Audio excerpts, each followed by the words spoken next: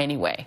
Wouldn't that send the message to Iran that we mean war, and to North Korea, don't make a deal with the United States? Well, I think my South Carolina colleague there made a grievously in-error statement. The German foreign minister summed it up quite well. He said what Trump has done is make the Iran agreement a domestic plaything. In other words, domestic politics. When you look at Tom Cotton, you look at John McCain, you look at others in the Congress, that's exactly what he's done. And by doing that, he's assured that the nuclear agreement will fail, ultimately. Yeah. And then what you have is one choice, war. And that's what Tom Cotton, John McCain, bomb Iran, want.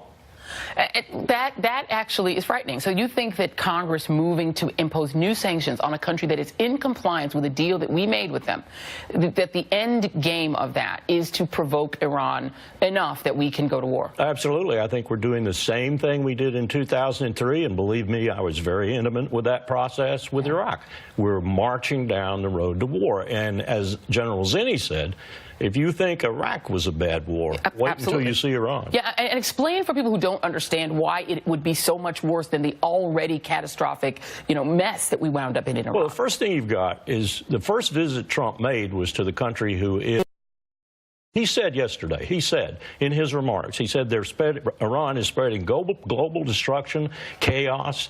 Saudi Arabia is the one doing that. The bloody war in Yemen, which we're sad to say involved in with refueling and targeting intelligence and bombs, is the bloodiest war on the face of the earth right now, the greatest humanitarian disaster since World War II with cholera and starvation.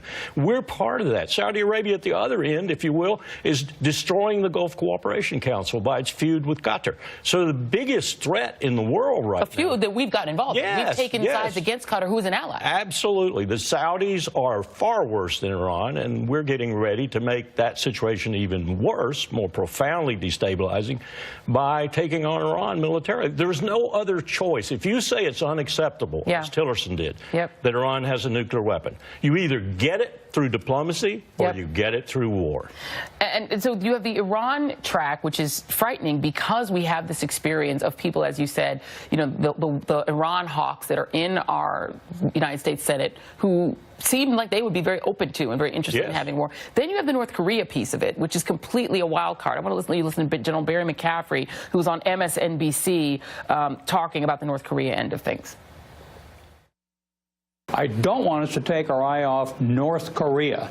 The current language out of the administration, the lack of a diplomatic and serious engagement strategy, in my view, has us sliding toward war by next summer. I mean, that's terrifying, the idea, because now we're talking about a country with nuclear weapons, with ICBMs that could, in theory, reach the United States. I agree with you 100%. I think taking our eye off that situation is very dangerous, and I think we have with this Iran agreement negation. Let me tell you something else, too. You probably are aware of this, but we're looking at a bad situation in Venezuela right now. 20,000 plus refugees in Colombia already. And we've got the Turks in Idlib province, and we've got the Iranians and others moving towards that province. We've got a serious situation developing in Syria. I'll look at the camera right now and tell every GI out there, soldier, sailor, airman, Marine, Coast Guardsman, you've had 17 straight years of war. Get ready for 17 more. Oh, my God. At the same time, I'd be remiss if I didn't ask you about the other thing. You said in the beginning that in his own ham-handed way, Donald Trump might be trying to send a message to our adversaries that, he means business.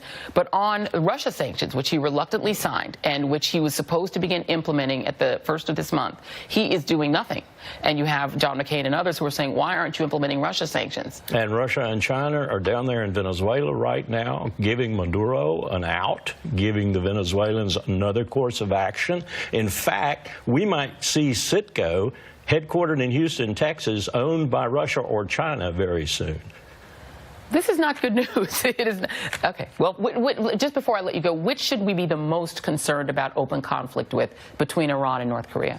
I think the more serious situation by far is Korea and the peninsula, because that is a very serious situation that could cause enormous casualties quickly. Millions of people dead. Colonel Lawrence Wilkerson, not uplifting, but certainly instructive. Thank you very much. I really appreciate it. Thanks for having me. All right. And coming up, Bannon's all-out war, speaking of war, with the GOP establishment. More on that.